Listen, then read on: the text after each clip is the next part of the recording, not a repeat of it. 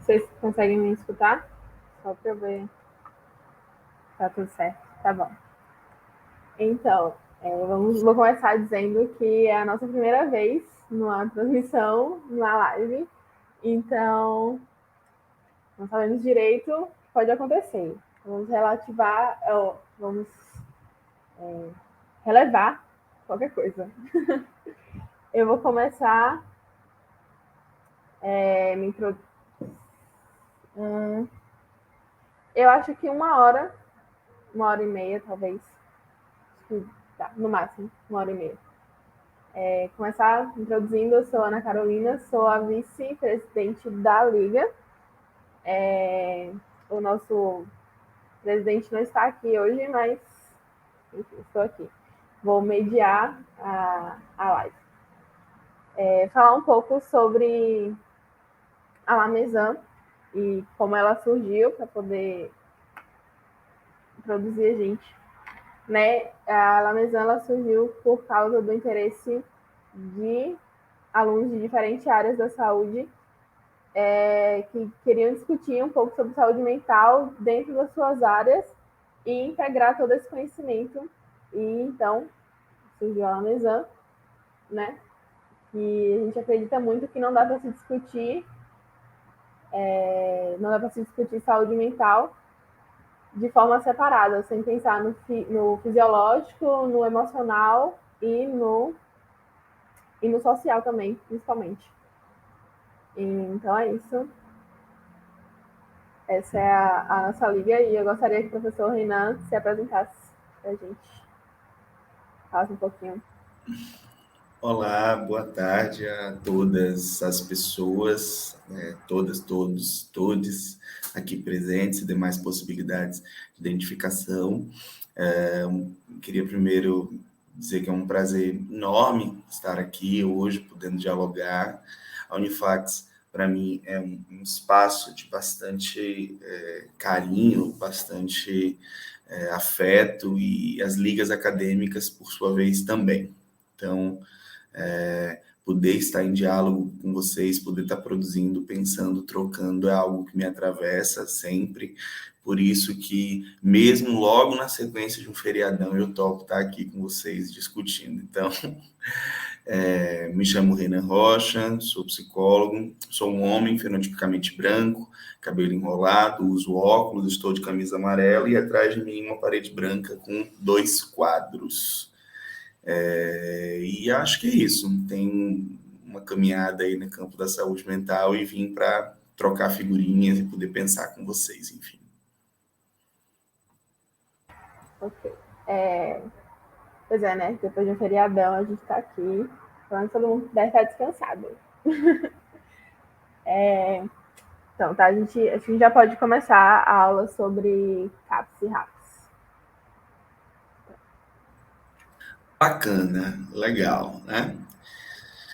Olha só, quem já me conhece de outros carnavais, eu vi aí já algumas pessoas no YouTube abrir o link muito rapidamente, então eu sei que tem algumas pessoas com quem já me encontrei ao longo do caminho, sabe que não tenho muito hábito de fazer grandes organizações de slide, essas coisas, especialmente em falas, né?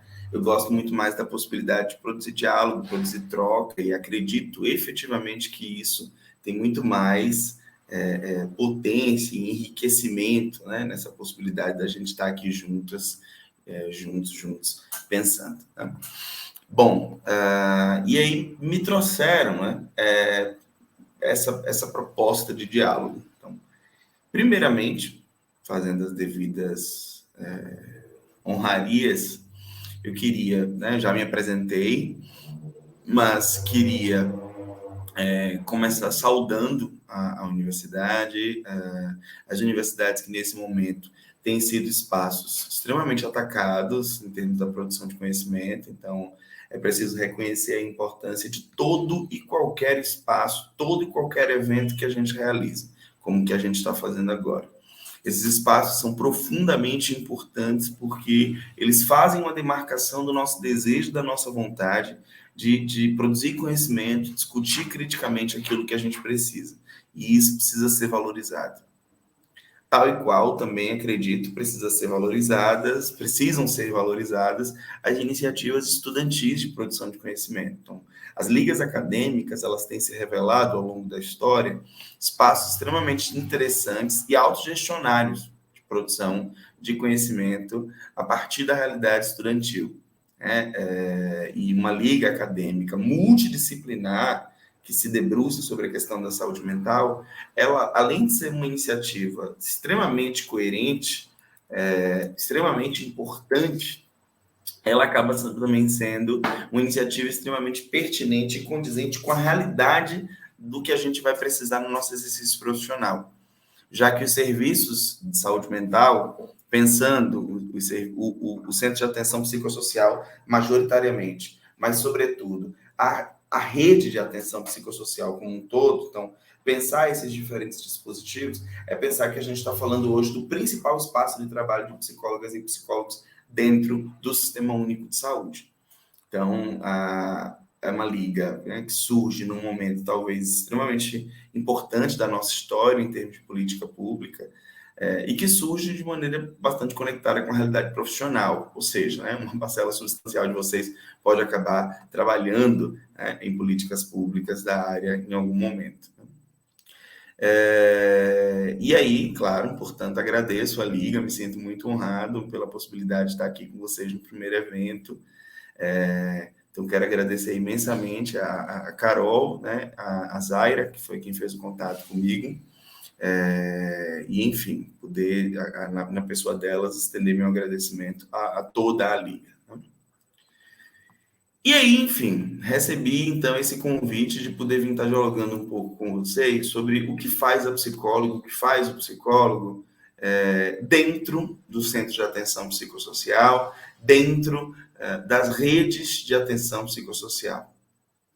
E aí, logo de cara, cumpre produzir uma certa distinção do que a gente está falando, né?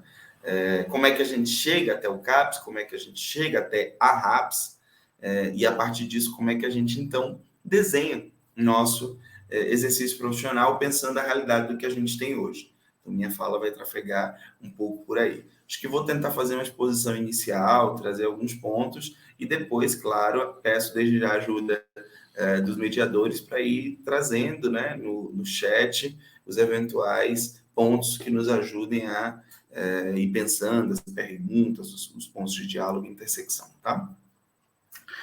Quando a gente pensa na saúde mental no Brasil, a gente está falando de algo, óbvio, que tem especificidades brasileiras, mas de algo que tem uma relação com o mundo todo, né? Século XIX, ele vai ser um século que a gente vai ver a ascensão de uma série de ferramentas extremamente complexas, complexas e complicadas, difíceis, no sentido do manejo das intervenções em saúde mental.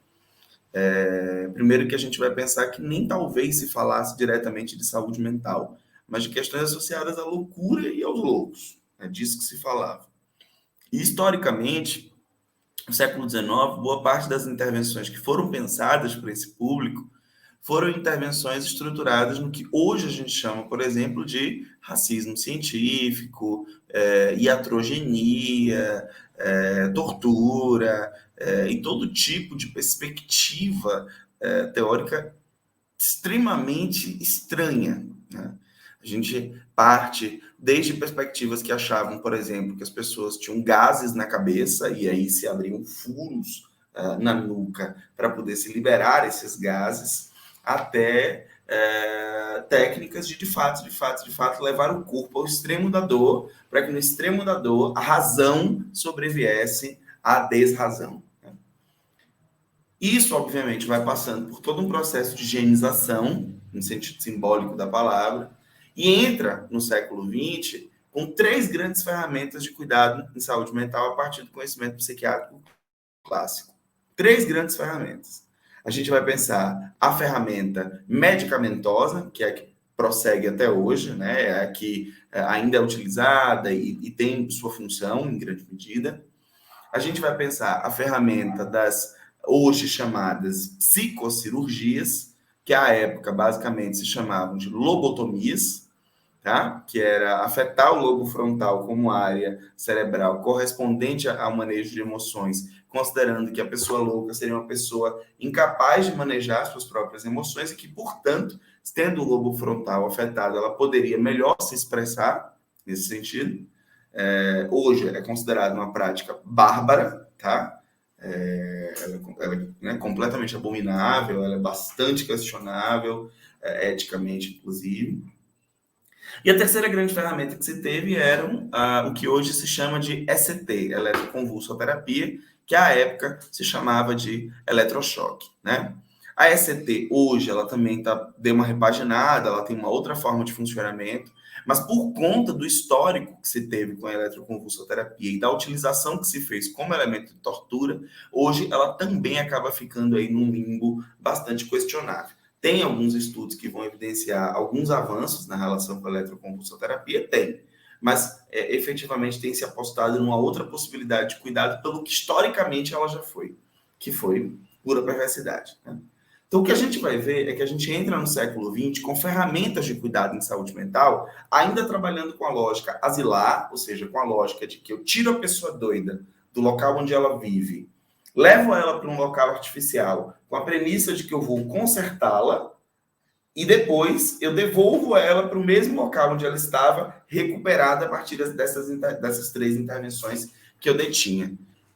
E o que se viu é que isso não acontecia. Primeiro, porque não se curava ninguém a partir dessas ferramentas.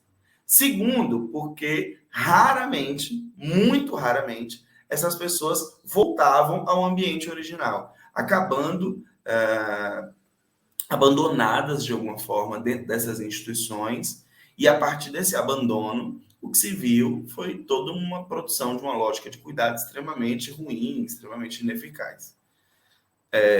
Óbvio que eu estou apresentando aqui uma versão extremamente pocket, gente, extremamente simples. Para quem quiser conhecer mais sobre, vocês têm desde os autores clássicos, se a gente for pensar, tem um livretinho muito bom chamado Saúde Mental e Atenção Psicossocial, que é do Paulo Amarante, eu acho que é pela editora da Fiocruz, é um livretinho muito bom que vocês conseguem ler sobre, além de todos os materiais produzidos pelo Conselho Federal de Psicologia, e tem um material um pouco mais novo, digamos assim, que também traz uma importante leitura sobre essas questões, que é o Holocausto Brasileiro, que talvez a grande e absoluta maioria de vocês conheça. Foi publicado tanto como livro quanto como documentário e conta a história do Hospital Colônia de Barbacena, um dos maiores hospitais psiquiátricos que a gente teve na história do Brasil, e que vai descrever em detalhes, uma experiência historiográfica super importante, todos os horrores que aconteciam dentro daquele espaço. Isso que se vivia não era uma realidade só brasileira. Isso que se vivia era algo que se vivia internacionalmente. E a gente vai ver que em alguns países, sobretudo a partir da Itália, vão começar a surgir outras iniciativas de cuidado em saúde mental. Vai se começar a ponderar que esse modelo de tirar as pessoas do seu local para mover para outro, onde ela fosse tratada artificialmente, não funciona. Vai se começar a ponderar que era preciso construir uma outra lógica de cuidado, uma outra linha de produção de cuidado, e isso vai dar um looping, digamos, nessas outras perspectivas anteriores, essas perspectivas de base mais asilar. Esse processo vai estar ali mais ou menos localizado dentro da realidade internacional na década de 70 e no Brasil entre as décadas de 80 e 90, e internacionalmente vai ser chamado de reforma psiquiátrica, e aqui no Brasil vai ser chamado de reforma psiquiátrica brasileira. Reforma psiquiátrica, inclusive, que acontece no mesmo período que o Brasil vivia a reforma sanitária brasileira, que a reforma sanitária vem primeiro. Reforma sanitária, ela começa na década de 70, em pleno processo da ditadura civil-militar, em que as profissionais de saúde, as associações de comunidade, sobretudo as associações de mulheres e as universidades vão começar a discutir a estruturação de um outro sistema de cuidado à saúde da população como um todo. E da reforma sanitária vai surgir o Sistema Único de Saúde, com a Constituição Federal de 1988 e, a partir da Constituição Federal, com as leis orgânicas da saúde e a Lei de Participação Social e Financiamento na década de 90. Essa estrutura legal vai dar lastro para a organização da saúde no Brasil a partir de uma outra forma. E a reforma psiquiátrica vai surfar nessa onda, surfando no debate internacional que acontecia sobre o cuidado à loucura e surfando na onda do debate nacional que acontecia sobre a reorganização do setor saúde como um todo. Isso vai levar ao surgimento de algumas iniciativas dentro da realidade brasileira, e aí a gente dá todo destaque à cidade de Santos, que vão tentar começar a produzir iniciativas de cuidado em saúde mental dentro do que a gente chamava de cuidado em liberdade. Então, vai aparecer uma certa ideia de pensar serviços não mais longe, que vão tirar a pessoa do território e levá-la para um outro lugar onde ela vai passar por intervenções extremas e vai se transformar. Mas sim uma outra forma, que vai se começar a pensar serviços comunitários, localizados, distribuídos, na verdade, territorialmente pela cidade, e que nessa distribuição territorial as pessoas pudessem, então, estar dentro do seu território de residência, do seu bairro, enfim, tendo diante de si algum cuidado possível, tá? Mas sem se deslocar das suas relações familiares, comunitárias, e enfim, tá? No bojo dessas relações, a gente está falando aqui dos primeiros NAPs. Peraí, Renan, eu não sei nem a diferença de CAPS e RAPS, você já está me dizendo que existia um. Desculpa, gente. Eu estou com uma cachorrinha solta, filhote aqui, e aí ela fica avexando aqui pelo chão, tá? Não estranhe quando vocês me verem olhando para baixo ou mexendo, não, que é com ela que eu estou tentando sobreviver aqui. Então, Renan, eu não sei nem a diferença de CAPS e RAPS, você já está me trazendo um outro com N? Sim, foram os primeiros NAPs, que eram os núcleos de atenção ou de apoio psicossocial, né? Que eram serviços pensados ali, sobretudo nos anos 90, no final dos anos 90, essa outra forma de cuidado. Essas perspectivas vão fortalecer no Brasil o que a gente vai pensar como o movimento social da luta antimanicomial. O movimento da luta antimanicomial é esse movimento que vai dizer que não basta reformar o hospital, é preciso produzir uma lógica que o hospital não seja o centro do cuidado. E mais, que o hospital seja retirado da rede, dando lugar a outras propostas de cuidado. Calma, antes que você rapidamente pense, mas e as pessoas que têm questões graves e que não podem estar na circulação da sociedade? Então, foi-se pensada toda uma estrutura, não só a partir de um único serviço, como a gente costuma pensar, tá? E a partir disso, então, surge, em 2001, a Lei 10.216, que é uma lei que toda psicóloga e psicólogo precisa conhecer, tá? Vou repetir para vocês, a Lei 10.216 de 2001. E essa lei, ela vai forjar, ela vai criar a reforma psiquiátrica brasileira nos termos de uma perspectiva antimanicomial, onde na lei vai estar escrito sobre a necessária e gradativa iniciativa de fechamento dos hospitais psiquiátricos e repasse dos recursos que eram utilizados nesses hospitais psiquiátricos para a criação desses serviços comunitários, que passaram, então, a ser nominados, naquele momento, de centros de atenção psicossocial. Então, assim surge, oficialmente, na letra da lei, o Centro de Atenção Psicossocial como esse dispositivo que é substitutivo ao hospital psiquiátrico. Então, ele surge para ocupar o lugar do hospital psiquiátrico dentro de toda uma estrutura. E na medida em que ele vai surgindo, então, há uma expectativa de que o hospital psiquiátrico, então, ele vai sumindo e os CAPs vão sendo criados. São pensadas estruturas de centros de atenção psicossocial de vários níveis, tá? Em várias áreas, mas, sobretudo, os CAPs de nível 1, 2 e 3, que aí tem relação com a população. E toda cidade, a princípio, cidade com mais de 150 mil habitantes, precisa ter um CAPs 3, que é um CAPS para 24 horas de domingo a domingo. que é exatamente o serviço para funcionar como retaguarda diante de situações de crise, diante de situações de acolhida temporária daquele sujeito, dentro daquele espaço, ou diante de uma situação de desintoxicação, quando você está trabalhando na área de álcool e outras drogas. Você vai pensar o centro de atenção psicossocial como esse serviço que surge para fazer essa substituição. Eu já vou me debruçar com vocês sobre os 3 tipos básicos de CAPs por demanda que eles atendem.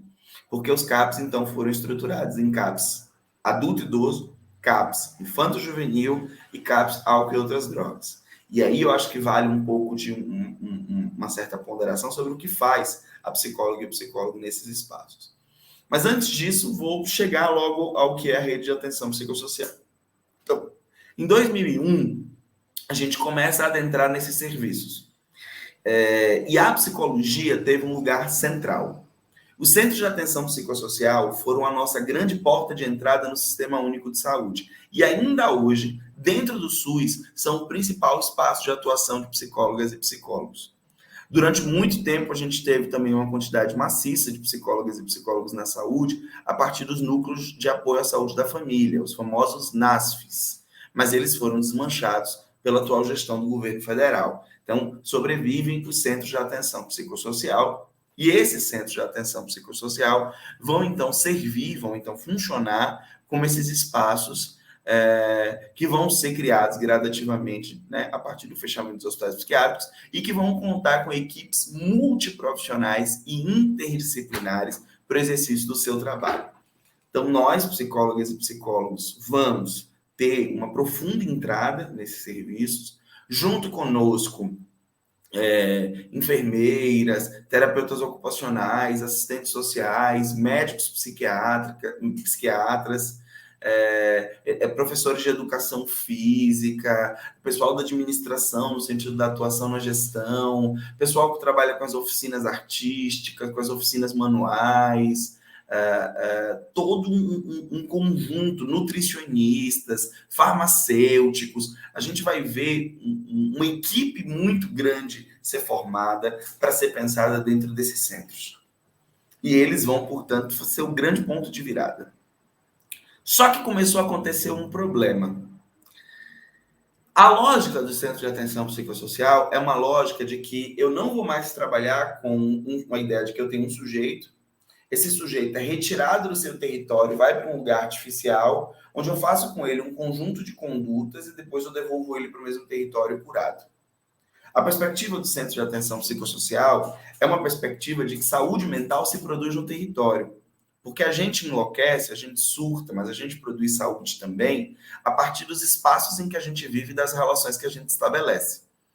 Então, ninguém surta no nada, ninguém delira pairando no ar. As pessoas surtam, as pessoas deliram, as pessoas sofrem baseado naquilo que elas vivem. Então, a perspectiva da reforma psiquiátrica é uma perspectiva de que, desta forma, falar em saúde mental é falar numa análise das relações familiares, das relações trabalhistas, das relações sociocomunitárias que aquela pessoa vive, das relações educacionais, das relações econômicas. Todas essas dimensões de relação vão afetar diretamente quem eu sou e como eu me sinto. Então, parte da premissa de que o cuidado ele não será mais em um lugar estranho, mas sim no território. O cuidado será onde o sujeito mora. E aí o Centro de Atenção Psicossocial, ele some da ideia de ser, por exemplo, um grande centro de atenção instalado no centro da cidade, para serem vários serviços, tá? 3, 4, 5, 10 vezes mais do que a quantidade de hospital psiquiátrico, e espalhados por território, cobrindo a cidade. Essa realidade dos centros de atenção psicossocial, vocês estão me ouvindo bem? Começou a dar uma travadinha para mim. Vocês me ouvem bem?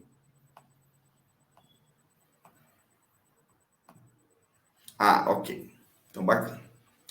Essa realidade, então, dos centros de atenção psicossocial, como essa coisa diversa e que vai se espalhar pelos territórios, vai fazer, por exemplo, dentro da realidade de Salvador, onde eu acredito que a maioria de vocês estão, mas também se tiver algum aluno de Feira de Santana, pela mesma lógica em Feira de Santana, vocês vão, de alguma maneira, observar que a cidade vai sendo, então, dividida em territórios. E aí vocês vão tendo CAPs, por exemplo, no Bonfim, que é para dar conta daquela região da Ribeira e Bonfim. Você vai ter diferentes CAPs ao longo da suburbana. Você vai ter diferentes CAPs espalhados pela região do Rio Vermelho, pela região do centro. Você vai ter diferentes CAPs espalhados ali pela região do Garcia, Campo Grande, Canela, Barra, Ondina. Você vai ter diferentes CAPs instalados na região do Alto do Peru, ou Santa Cruz, ou Bairro da Paz, enfim.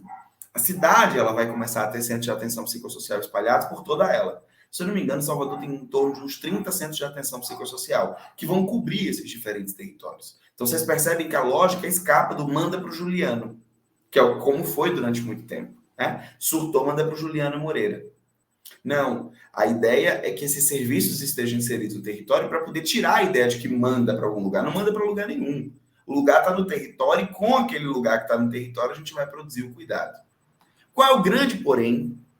É que então, se a gente vai começar a trabalhar o território, o sujeito no território, a sociedade não necessariamente mudou a sua lógica de pensamento. A lógica de pensamento ainda começou com uma lógica do manda para lá. Manda para não sei onde. Manda para tal lugar, onde em tal lugar, manda lá para aquela casa, aquela unidade, aquele serviço ali, que ali vão resolver. E o CAPS começa a ocupar simbolicamente, tá? Simbolicamente, o mesmo lugar do hospital psiquiátrico. Os usuários têm uma frase muito boa. Os usuários, quando eu falo, gente, são os usuários dos serviços, tá? Chama-se, a gente não fala assim paciente ou doido, a gente fala usuário do serviço de saúde mental. Os usuários dos serviços, eles têm uma frase muito bacana que é: o pior dos CAPs ainda é melhor que o melhor dos hospitais psiquiátricos. E é óbvio, né? Pensar a realidade de alguém que foi internado e que está sendo cuidado em liberdade, é óbvio que essa pessoa que está sendo cuidada em liberdade vai defender o serviço, portanto, numa perspectiva em liberdade. Mas o que se vai ver é que os centros de atenção psicossocial vão ficar nesse lugar, então, da sociedade ainda pensar, manda para lá. E mais ainda, os próprios serviços de saúde vão continuar vivenciando uma experiência que é de que lugar de doido é no CAPS. E aí o doido parece que ele não tem problema no coração, o doido parece que ele não tem problema gastrológico, problema no trato estomacal, parece que o doido não quebra um braço, não quebra uma perna, parece que o doido não tem problema nutricional. E o que se vai observar, então, é essa dificuldade dos próprios profissionais de saúde em entenderem que a loucura é só mais um ponto da vida da pessoa e que ela tem outros tantos pontos. E aí haverá, logo, uma grande provocação, que é uma provocação a que nós passemos a pensar que o cuidado não pertence ao centro de atenção psicossocial, mas a toda uma rede de serviços que é composta por qualquer serviço do Sistema Único de Saúde que preste assistência à população usuária de serviço de saúde mental. Mais ainda, sobretudo, a atenção primária, que são o famoso postinho. Então, as unidades básicas de saúde, as unidades de saúde da família, todos os projetos que envolvem cuidado de prevenção e cuidado de promoção de saúde também passam a necessariamente ser pensados para pessoas que convivem com questões de saúde mental. Essa mudança paradigmática vai acontecer 10 anos depois da implementação da Lei 10.216, de 2001, a partir da Portaria 3088 de 2011. E essa portaria 3088, ela vai criar o que nós chamamos de rede de atenção psicossocial. Então, deixa de ser, ou RAPS, né? Então, deixa de ser o CAPS como nova unidade que centraliza os cuidados para ser pensada a RAPS, a rede de atenção psicossocial. E nessa rede de atenção psicossocial, então, está o quê, Renan? A unidade básica de saúde, o hospital geral, porque a pessoa pode ter um problema, o SAMU, porque a pessoa pode sofrer um acidente, os prontos socorros, as UPAs, as unidades de pronto atendimento. Dentro das redes de atenção psicossocial vão estar os serviços de reabilitação, vão estar os serviços de vacinação, vão estar serviços de convivência, todo e qualquer serviço de saúde por onde uma pessoa que tem um transtorno mental passa a ser compreendido como componente da rede de atenção psicossocial. Então, vocês veem que a RAPS, ela não é um serviço, ela é uma rede de serviços. E dentro da RAPS, além de todos esses serviços que eu falei, quem está? O CAPS, o Centro de Atenção Psicossocial. Então, o grande centro dessa rede passa a ser a atenção primária, porque aí a lógica é que a pessoa que tem uma questão de saúde mental seja cuidada como qualquer pessoa, tá? Em termos de prevenção e promoção, prevenção de agravos e promoção da saúde. Mas, necessariamente a gente também vai partir da lógica de que o CAPS, ele é o ordenador, na medida em que o CAPS é o serviço que detém um conhecimento especializado sobre aquela questão. Então, sim, a gente não deixa de reconhecer o lugar da especialidade. A expertise, o profissional especializado nas questões de saúde mental, ele não deixa de ser importante. Ele continua sendo. Mas a ideia é que as pessoas parem de achar que o doido, por exemplo, se ele está tendo ataque do coração, é surdo. Se ele acha que ele está tendo ataque do coração, ele tem que ser levado para o pronto-socorro, como qualquer pessoa. E o CAPS vai sendo acionado como esse serviço que vai dar, então, suporte. Tá? Essa, gente, é a grande diferença entre o CAPS enquanto um serviço e a RAPS enquanto uma rede de atenção psicossocial. Tá? E aí, muito brevemente, para poder produzir diálogo com vocês, o que faz, então, a psicóloga, o que faz, então, o psicólogo no Centro de Atenção Psicossocial, tá? Vamos lá. O Centro de Atenção Psicossocial, como eu falei para vocês, ele é um serviço territorial. Então, ele tem uma perspectiva de que o trabalho ele não é só de atendimento. Eu não vou só atender a pessoa que trabalha ou que chega aqui com uma questão de saúde mental. O CAPS ele tem uma perspectiva de cuidado comunitário. Então, por exemplo, há uma expectativa de que a gente trabalhe articulando com a comunidade uma discussão cotidiana sobre loucura, que a comunidade possa saber o que é loucura, no sentido de que é possível conviver com ela, que a comunidade possa saber que a loucura não é contagiosa, que a comunidade possa saber que a loucura, que as pessoas loucas, elas devem ter um trânsito normalmente, né? Então, essa, por exemplo, é uma das funções do Centro de Atenção Psicossocial e onde os psicólogos e psicólogas vão se inserir. Carol trouxe uma pergunta aqui, que é, então, emergências psiquiátricas que precisam de internação leva para o CAPS? Carol, essa é uma ótima pergunta. A princípio, sim. Por quê? A princípio, qualquer centro de atenção psicossocial deve ser capaz de conseguir dar conta de uma crise de saúde mental e dar acolhida àquele sujeito. Se aquele serviço não for um CAPS 3, que trabalha 24 horas, se ele for um CAPS 2, que só atua em horário comercial, ou seja, das 8 às 17, ainda assim ele pode dar conta da crise, contém aquele sujeito de alguma forma, calma aquele sujeito. Esse processo de continência, ele pode se dar tanto a partir da utilização de fármacos, mas também a partir de outros instrumentos, tá?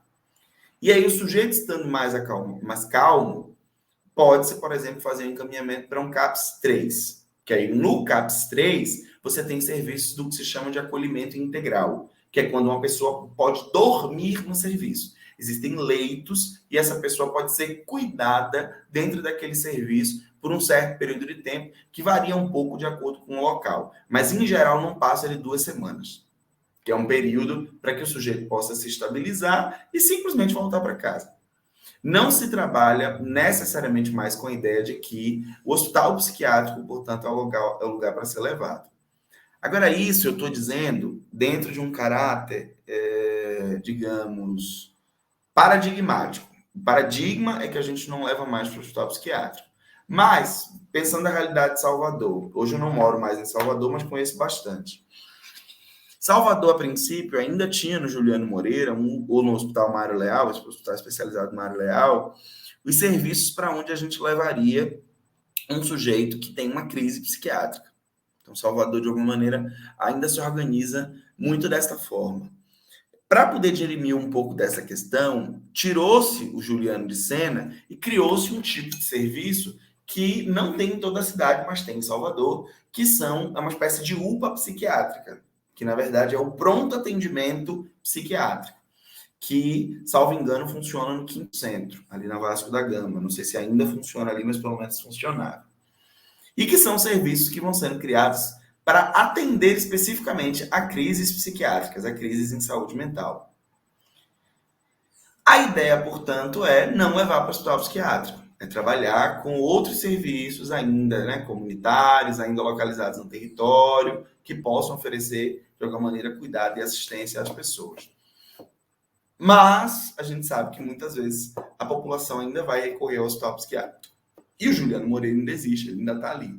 Então as pessoas às vezes podem recorrer ao Juliano e o Juliano vai receber aquela pessoa, mas a princípio a ideia é que não se trabalhe com internação de longo prazo mais, tá? Então, dentro dessa linha, os centros de atenção psicossocial, eles são divididos em 4 grandes tipos, né? Na verdade, 3 grandes tipos, e tem uma intervenção do psicólogo entre o CAPS e a RAPS que não acontece no CAPS. Você tem o Centro de Atenção Psicossocial Adulto e Idoso, o Centro de Atenção Psicossocial Infanto-Juvenis, os Centros de Atenção Psicossocial para usuários de álcool e outras drogas e as ações de gestão em saúde mental. As psicólogas e psicólogos podem se inserir em qualquer uma dessas 4 grandes áreas. No Centro de Atenção Psicossocial voltados para o público adulto e idoso, acho que o grande horizonte de trabalho das psicólogas é um trabalho, como eu falei, comunitário.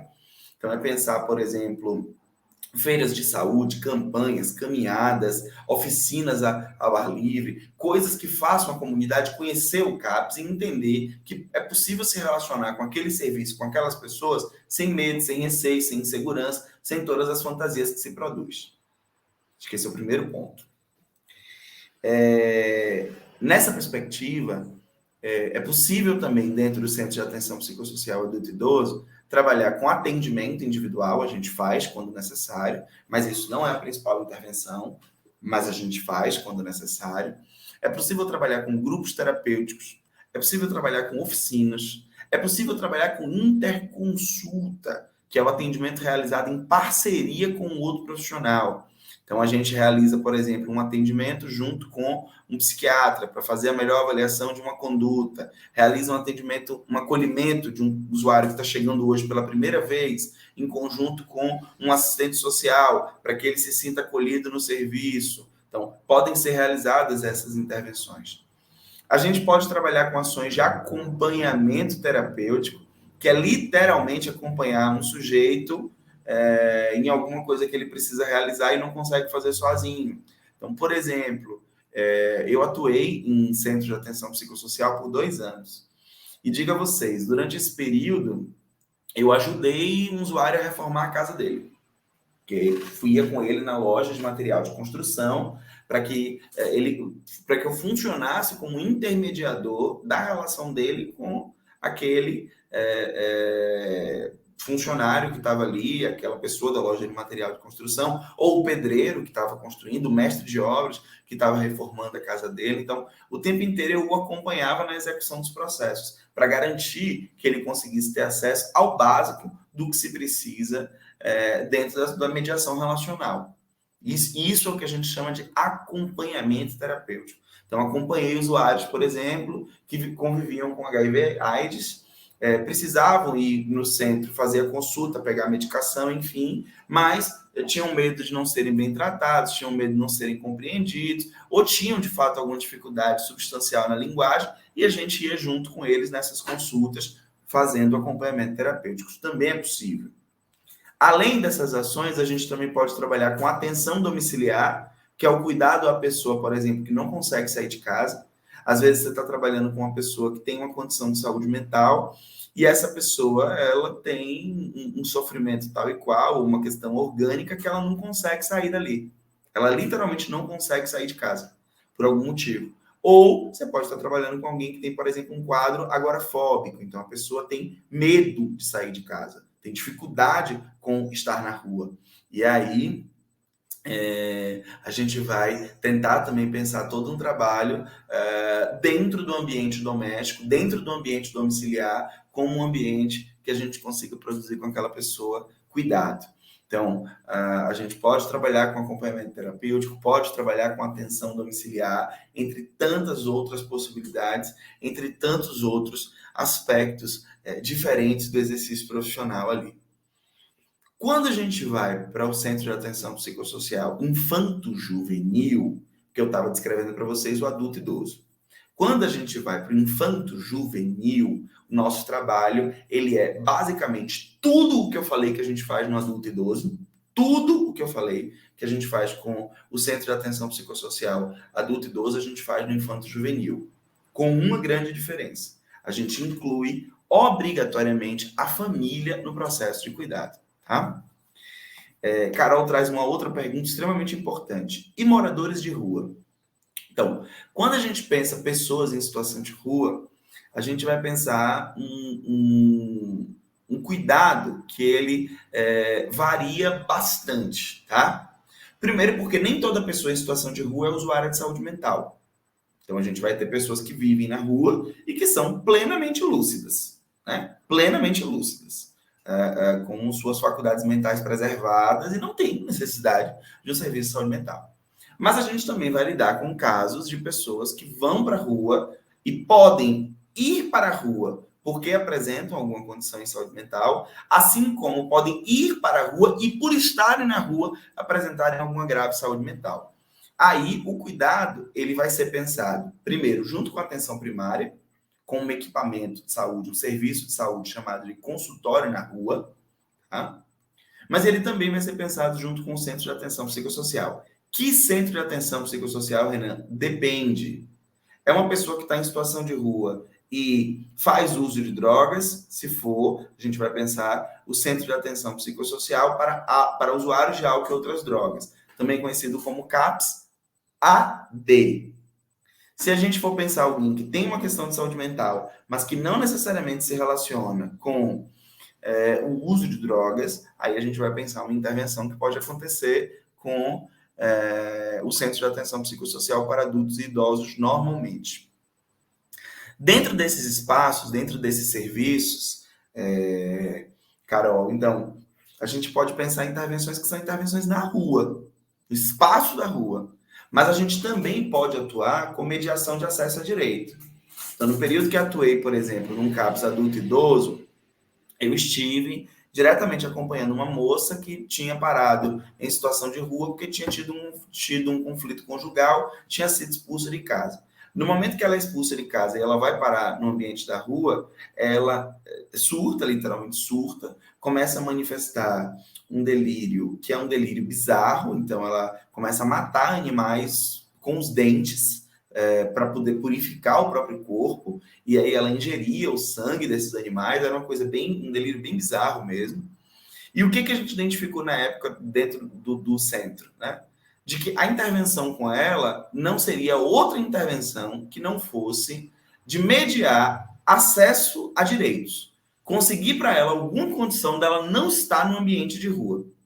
Foi um trabalho que eu fiz muito junto com a assistente social, muito, e que a gente ia muito nessa direção de tentar conseguir para ela benefícios socioassistenciais que garantissem a condição dela se sustentar não estando no ambiente de rua.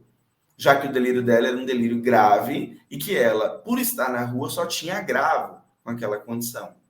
E aí a gente fez todo um trabalho, por exemplo, para tentar assegurar que ela não ficasse no ambiente da rua. Essa é uma possibilidade. Tem várias. O leque é muito grande. O leque é muito grande.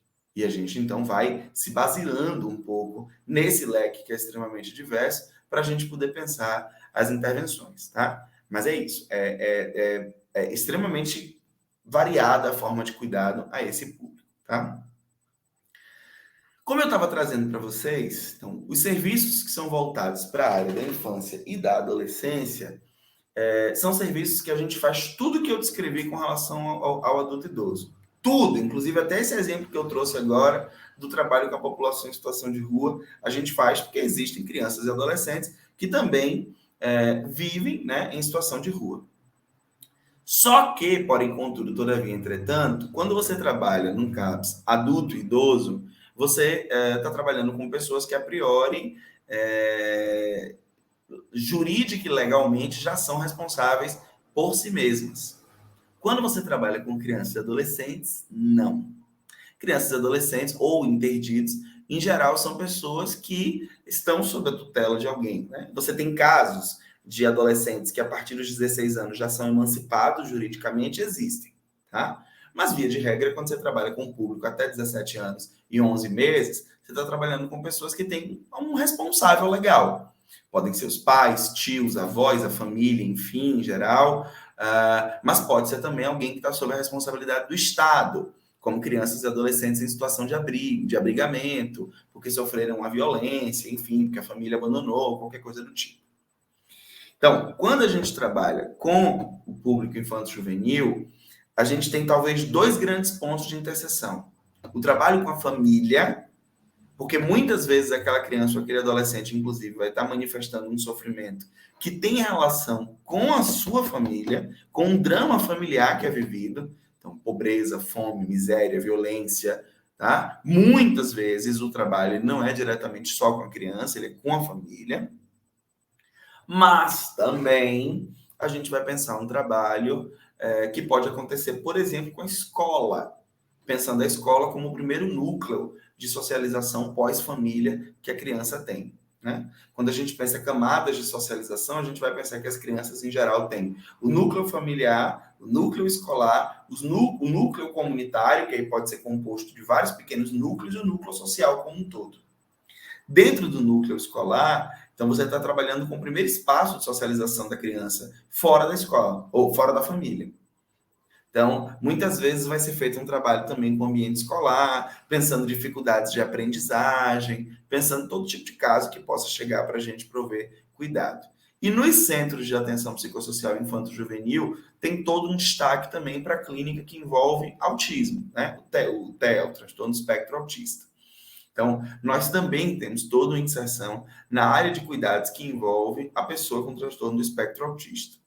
Não necessariamente a forma de cuidado é única e exclusivamente a do famoso ABA, que ficou conhecido por muita gente, que é o Applied Behavior Analysis, ou análise do comportamento aplicada, que é uma forma de intervenção que tem, de fato, demonstrado resultados bem exitosos no trabalho com crianças com TEA.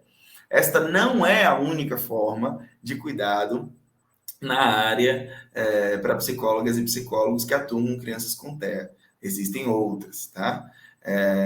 Mas, enfim, tem todo um trabalho também voltado para esse público.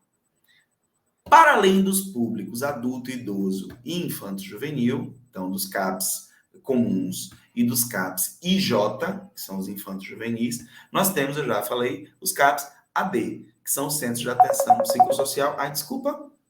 Que são os Centros de Atenção Psicossocial voltados para... Desculpa, gente. Que são os Centros de Atenção Psicossocial voltados para o cuidado a pessoas que fazem uso de álcool e outras drogas. Né? A gente vai parar para pensar que durante muito tempo o cuidado em saúde mental voltado para a questão do uso de drogas, ele foi um cuidado que ficou em grande medida relegado a certos projetos sociais ou também ao hospital psiquiátrico. Tá? Sobretudo se a gente vai fazer alguns estudos sobre a relação da sociedade brasileira com o alcoolismo ao longo do século XX, que é uma relação de tomar o alcoolismo como enfermidade mental e também muito estruturada no racismo científico, muito estruturada no racismo científico. Então, no momento em que o hospital psiquiátrico ele começa a ser desmantelado, as questões que envolvem o cuidado, pensando esse público, também passam a ser questões que precisam ser observadas diante de uma perspectiva territorial. Esse não é um processo simples, tá? Acho que a Zaira traz uma questão aí para a gente ponderar sobre como garantir a humanização do atendimento nesse contexto. E de largada, a gente vê que assim, não é um debate simples, não é um debate fácil, tá? Porque quando você trabalha especificamente com a área de álcool e outras drogas, vocês vão ver que tem muito preconceito envolvido, tem muito estereótipo. As pessoas não lidam, por exemplo, com o uso abusivo de álcool da mesma forma que lidam com o uso abusivo de maconha, que lidam com o uso abusivo de crack. Então, o trabalho em psicologia muitas vezes vai ser atravessado por uma certa perspectiva de cuidado, que é uma perspectiva de combater moralismo, de combater uma perspectiva preconceituosa, de trabalhar com a sociedade, por exemplo, que o uso de drogas ele é atravessado por uma dimensão de escolha e decisão do sujeito, que a perspectiva proibicionista e da abstinência por si só não resolve a questão, nunca resolveu, a gente está aí há literalmente séculos trabalhando com essa perspectiva e só temos perdido, né, em termos das possibilidades de cuidado. Então, tem uma primeira lógica do trabalho das psicólogas e psicólogos, que é de tornar possível sequer falar do assunto, porque a sociedade tem muita dificuldade disso. Então, a humanização, ela vai estar muito atravessada por uma ideia de que o problema possa ser encarado com tranquilidade, como qualquer outra questão. E não dentro de uma perspectiva moralizante, culpabilizadora do sujeito. Olha aí, eu podia ter assumido outras decisões, assumiu essa. Então, acho que o grande ponto da garantia da humanização desse serviço está diretamente associada a romper com a lógica moralizante que estrutura a análise, né? Vivian também traz um comentário super importante de que o uso de álcool, por exemplo, é cultural, mas não se enxerga como um problema. O problema ele vai ser tomado única e exclusivamente com o uso de outras drogas, até porque o lobby, né, do quanto se ganha em termos financeiros com o uso, com a venda de álcool, por exemplo, no Brasil é gigantesco, né? Se ganha muito dinheiro com venda de álcool no Brasil. Então, não há um interesse em observar o uso de álcool como um uso problemático, mas o uso do crack, por exemplo, que está reservado a uma parcela pobre, preta das periferias, aí pronto, esse a gente quer criminalizar e dizer que está destruindo a família brasileira. Então, é isso. Tem um enfrentamento à ideia da moralização, da moralidade que envolve cuidado em álcool e outras drogas. E o segundo ponto, que a gente também faz, todas as coisas que eu descrevi no trabalho com adulto e idoso, a gente faz no trabalho no CAPS-AD, as mesmas estratégias, acompanhamento terapêutico, atenção domiciliar, todas essas iniciativas. No caso da pergunta que Carol tinha feito antes, as pessoas em situação de rua que fazem uso de álcool e outras drogas, a gente também pensa uma intervenção que pode ser dentro do ambiente da rua. Mas a grande variável, muitas vezes, vai se dar na relação com a justiça, que aí é o grande ponto. Como a questão do uso de drogas no Brasil ainda é uma questão muito atravessada pela moralidade, mas também pela legalidade. Então, muitas vezes a gente vai estar lidando na relação com alguma dimensão de judicialização. É um sujeito que foi pego fazendo uso de droga, que não é crime, mas é contravenção, então está respondendo, ou está tendo que fazer alguma oficina, e essas oficinas são feitas nos CAPs. Então, uma pessoa, por exemplo, que é pega fumando maconha em ambiente público. Fumar maconha, por si só, não é crime, mas é uma contravenção, porque, a priori, para ter chegado na sua mão, um crime foi cometido. Então, você vai ser encaminhado para um centro de atenção psicossocial, vai ter que fazer algumas oficinas para aprender sobre cuidado no que envolve o uso de drogas, Então, tem uma questão extremamente complexa, extremamente problemática nessa relação com a justiça que também precisa ser ponderada, o que torna o nosso trabalho nos centros de atenção psicossocial ou que outras drogas, talvez alguns dos mais dificultosos no que tange a essa articulação com outros serviços, tá? Ana Carolina traz para a gente aqui uma pergunta. Prof, os usuários do CAPS e RAPS aderem bem ao tratamento? Existe uma boa taxa de retorno? Costumeiramente, sim, viu, Carol? O que a gente vê é que esses serviços acabam tendo uma boa aderência, né, que é a permanência no tratamento, porque essas pessoas elas vêm muitas vezes de lógicas de cuidado, que são lógicas extremamente estigmatizantes, extremamente patologizantes, lógicas que cerceiam o cuidado, que cerceiam a liberdade. E o centro de atenção psicossocial, a priori, ele não é um serviço que vai trabalhar com uma lógica prisional, né? Uma lógica de cerceamento da liberdade. Então, se o serviço ele acontece da maneira como deve acontecer, a pessoa vai reconhecendo naquele espaço a possibilidade de ser cuidado de maneira livre. E isso tem uma diferença fundamental na vida das pessoas. Fundamental. Né? Necessariamente significa que todo paciente vai produzir uma boa adesão? Não, não significa. Tá? Porque nenhuma clínica, nenhum espaço, se você for trabalhar, por exemplo, com a clínica dos transtornos alimentares, se você for trabalhar com a clínica que envolve deficiências, nenhuma clínica vai ter 100% de adesão nunca. É impossível, não existe. Tá?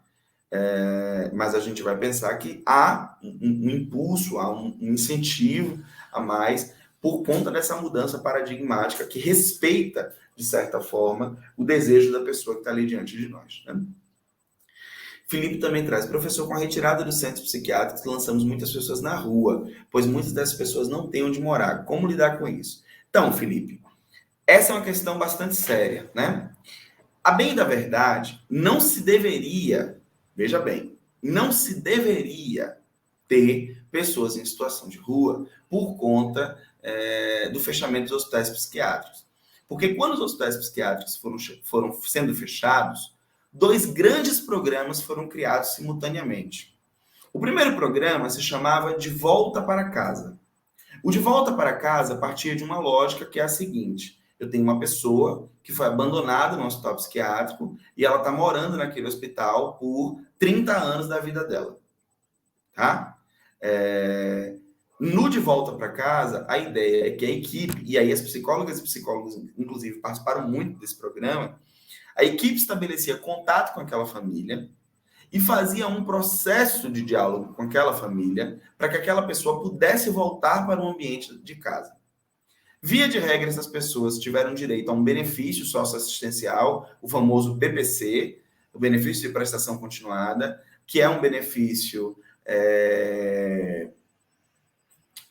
no valor de um salário mínimo, pensando em pessoas que tiveram, por exemplo, sua capacidade de exercer trabalho prejudicada. Então, com o De Volta para Casa, a ideia é que as pessoas pudessem, todas, né, terem sido, de alguma forma, recuperados os laços familiares, os laços comunitários, enfim. Porém, contudo, todavia, entretanto, isso não foi também a realidade majoritária, porque em muitos casos o que se viu foi uma perda desses vínculos familiares. A família não queria mais contato com aquela pessoa. Ou já tinham tantos anos que as pessoas de relação mais imediata já tinham morrido e aqueles familiares que estavam vivos já nem sabiam direito quem era aquele sujeito. E aí, o que acabou acontecendo não foi que essas pessoas foram para a rua.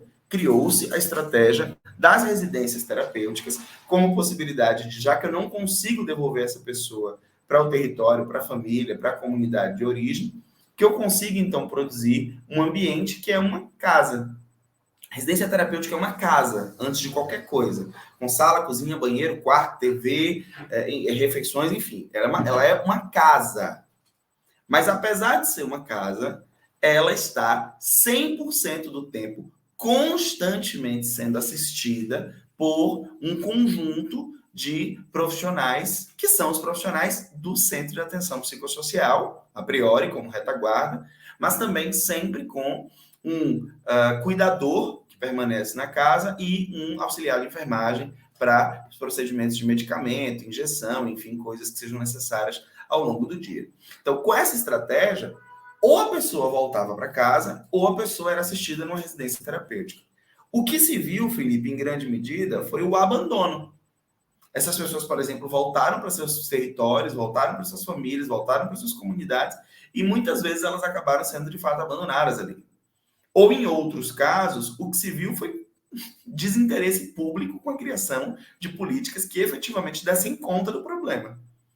Então, o grande ponto, né, a grande ideia, Felipe, é muito de como a gente consegue cobrar dos nossos governantes que aquilo que está previsto na política se execute e se garanta para as pessoas. Porque no momento em que a gente vê uma política pública extremamente desmontada, isso vai se revelar em quê? Isso vai se revelar, por exemplo, em mesmo você tendo uma política fechadinha para que a pessoa não vá para a rua, ela acaba indo. Porque, por exemplo, voltou para casa, mas não teve acompanhamento. Ou tentou se inserir na residência terapêutica, não tinha residência terapêutica, não se soube o que fazer com aquela pessoa. Mas, a princípio, em termos oficiais, nenhuma pessoa, por exemplo, fechou o hospital psiquiátrico e disseram assim, boa sorte, tchau, vá com Deus. Né? A ideia é que todas fossem inseridas de forma adequada né? Ou reinseridas na sociedade, como Zaira está trazendo para nós. Além dessas ações todas, e aí as perguntas foram ótimas, tem um quarto espaço em que a gente pode atuar, pensando a relação entre os CAPs e a RAPs, que são as ações na área de gestão em saúde mental. Dentro das áreas de gestão, do trabalho que envolve uma perspectiva de gestão e articulação de rede, a gente vai pensar ações, sobretudo, que envolvem a articulação entre os serviços, então, esse diálogo entre os serviços da rede, e aí nós vamos ver psicólogos atuando como o que a gente chama de apoiadores institucionais, que são essas figuras que produzem diálogo e conexão entre os serviços, tá? De saúde, mas também como apoiadores matriciais, que é uma ação muito simples. Eu tenho, sei lá, eu sou psicólogo de um CAPS na região do Bonfim.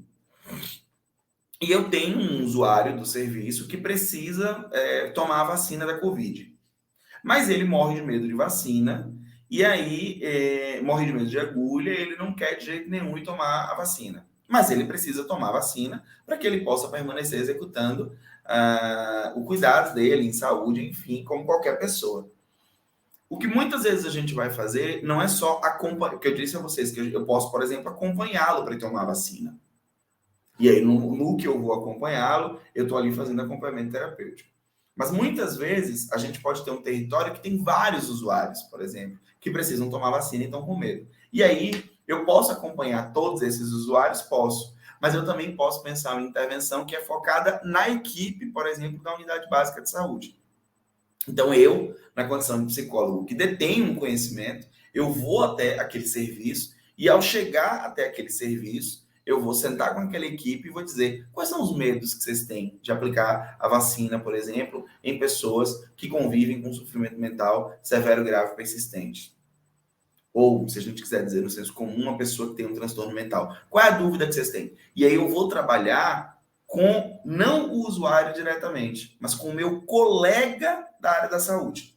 Olha que legal. Isso é uma intervenção do que a gente chama de matriciamento. É quando a intervenção ela não é focada no sujeito, necessariamente, de quem eu estou cuidando, mas em um outro trabalhador que tem dúvida sobre como oferecer cuidado àquela pessoa.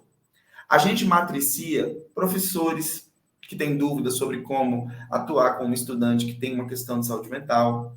A gente matricia outros colegas de saúde de outros serviços que não sabem como cuidar de uma pessoa que tem questões de saúde mental.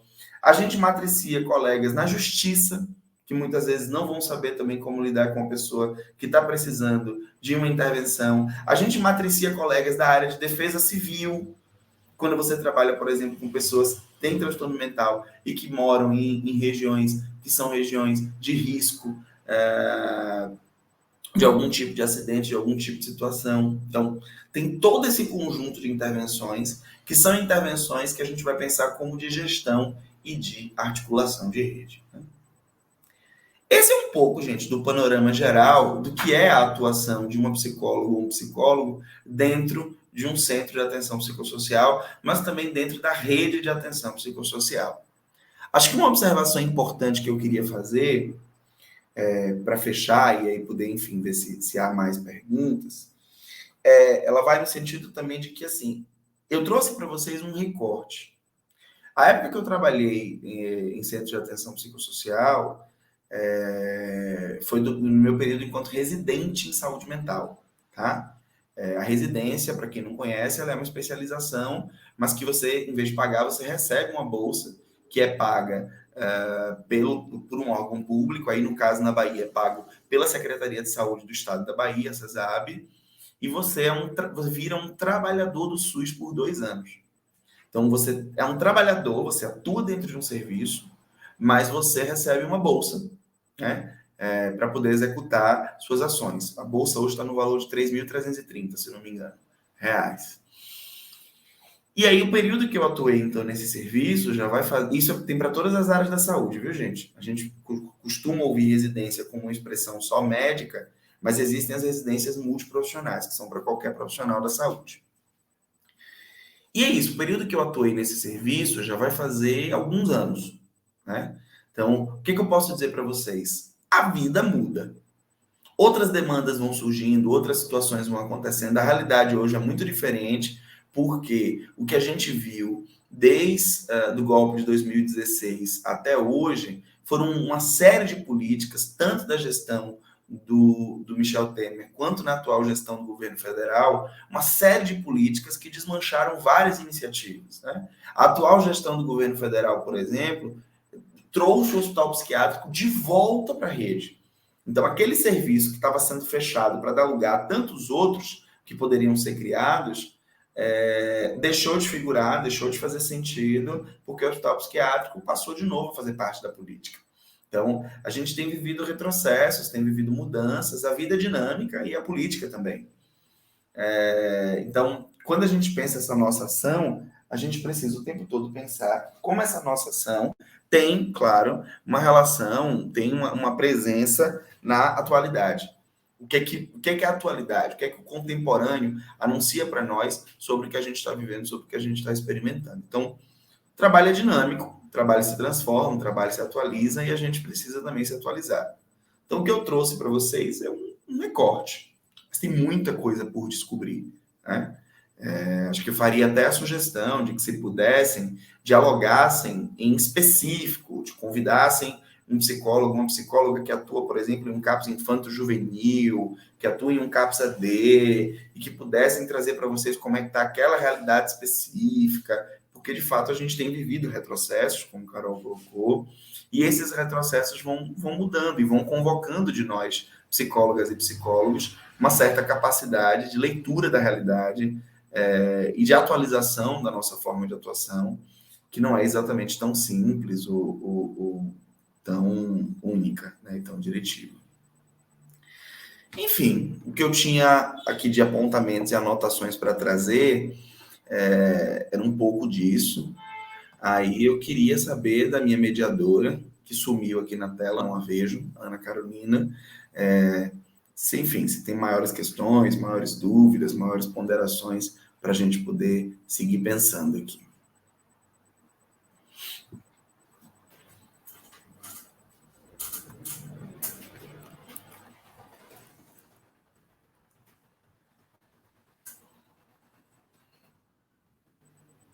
Alô? Tem alguém aí ou eu estou sozinho?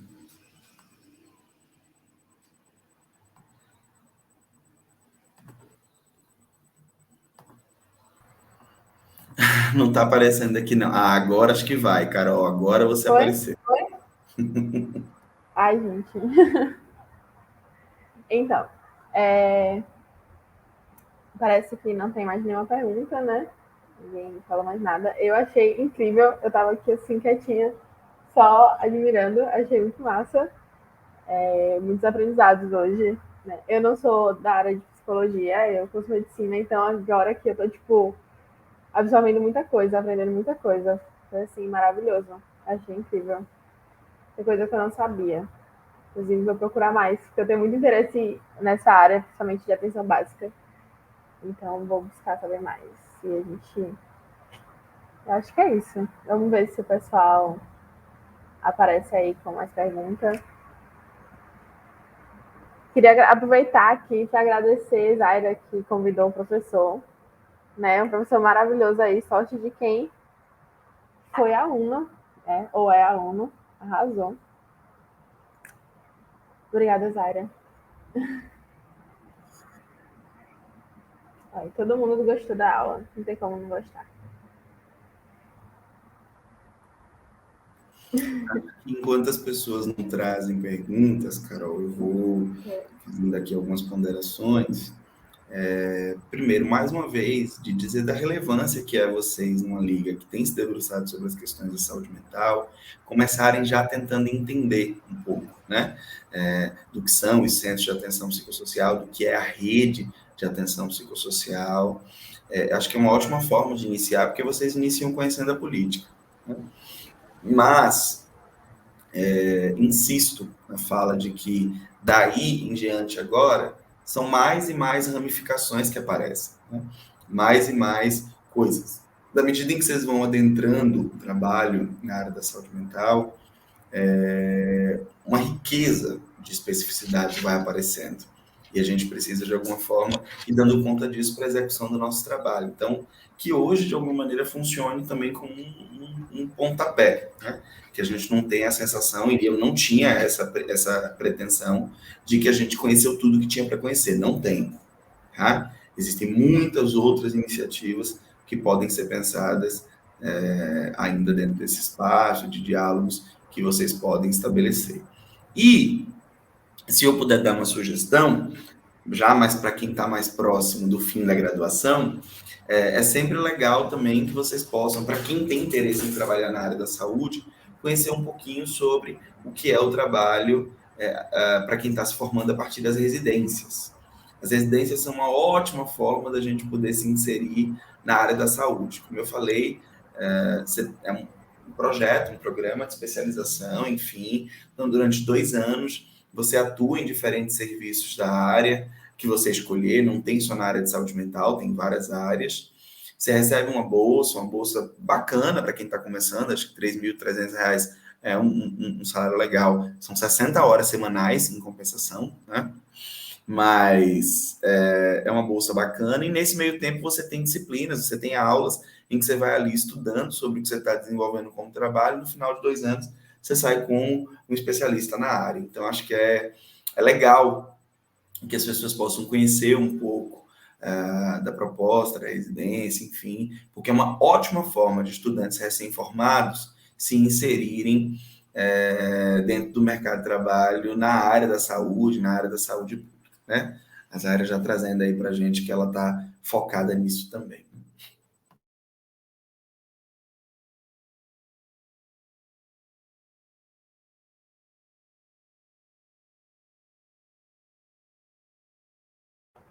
Acho que é isso que a gente está tentando trazer para a Liga agora.